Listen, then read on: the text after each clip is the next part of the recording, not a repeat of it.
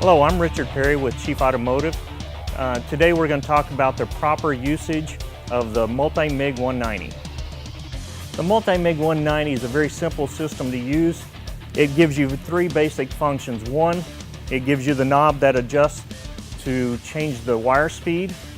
Depending on the type of weld that you're doing, you may need to increase the wire speed, you may need to decrease the wire speed.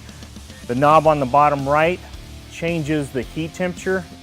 This allows you to increase the heat or decrease the heat depending on the weld and the temperature of the material that you're getting to. The top right knob allows you, if you're going to do stitch weld or plug weld, it's a timer. It allows you to do the same amount for each time. If you're going to do continuous welding, you need to make sure that this is turned all the way back to zero. The first thing you want to do with the Multimig 190 is set up your wire and the proper roller for that wire. We do that by opening up the cover. We're going to release the roller tension, unscrew the knob, and check to make sure we have the proper roller installed.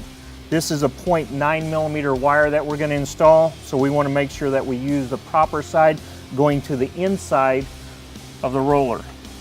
So we reposition that back on. Go ahead and screw on the locking knob. Leave the tension roller loose. Installing the wire, we're going to use a 0.9mm wire. First thing we're going to do is remove the nylon knob. And there's a nylon guide pin, and what we want to do is line the hole up on the roller to that guide pin. This is going to help keep the tension on the wire during the welding process. Go ahead and reinstall the nylon locking knob. Once we've installed the wire, the next thing is we want to check the tension of the roller for the wire. What we want to do is make sure there's enough tension on the roller so that we can spin it, but once we release the torch, we don't want the roller just to spin freely. So we want to try to keep some tension on it, but we want it to be able to roll fairly easily. So we're going to adjust the tension. We're going to use a number 8mm Allen wrench and loosen this until we can get the proper tension that we need for the roller wheel.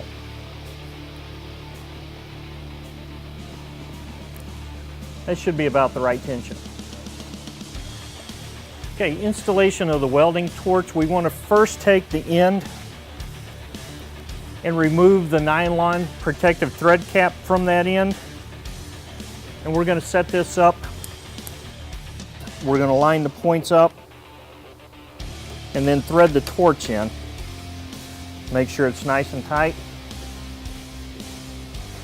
Then what we want to do before we extend the wire through the torch is we want to extend the torch out and remove the welding nozzle from the torch. Simply pull the nozzle off, and then we want to remove the welding tip from the torch. So we're going to loosen the tip. Now we're ready to feed the wire through the torch. Setting up the wire, we're going to go ahead and undo the wire on the inside and just snip the end of that wire off. Then we're going to feed the wire through the nozzle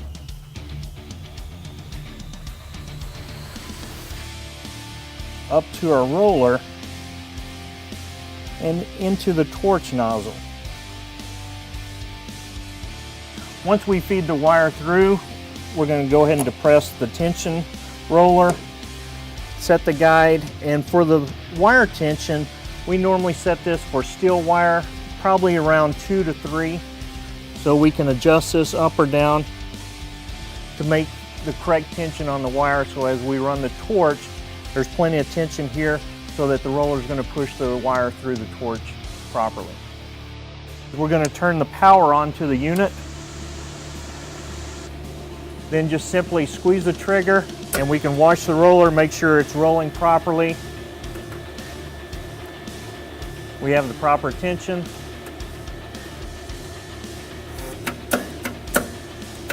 So we're going to replace the tip and the nozzle back onto this.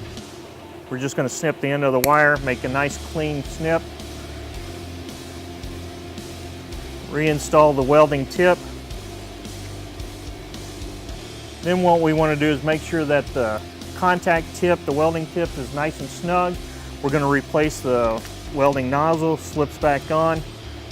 Now the torch and wire is all set up. We're going to go ahead and close the lid up. Okay, once we have the torch set up, the next step is we're going to install the ground cable into the machine. Make sure you line up the guide pin to install the ground cable, push it in, simply turn till it comes to a stop, ground's installed. Okay, we're going to install a gas bottle, secure it with the safety chain, install the hose for the gas. Okay, once the hose is installed, we're going to go ahead and open up the gas on the gauge. We want to make sure that we open it up all the way. Then we can go ahead and set up our flow meter. As far as the pressure that's going to come out, we're going to squeeze the trigger on the gun and adjust this to probably just about 20-25, and we're ready to start welding. Remember, when setting up the welder, refer to the reference chart, such as for a 0.8 millimeter material and a 0.9 millimeter wire. It's going to give you a specific setting for your wire speed and for the temperature. Those become a guide for you. We've got this one set up. I'm going to go ahead and just do a weld.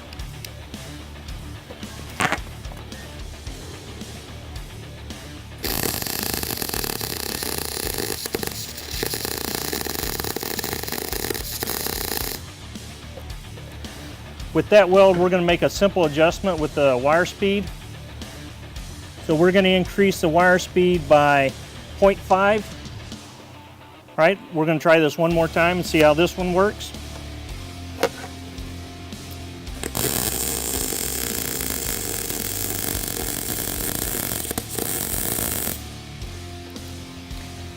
And that's how easy it is to set up and weld with the Multimig 190.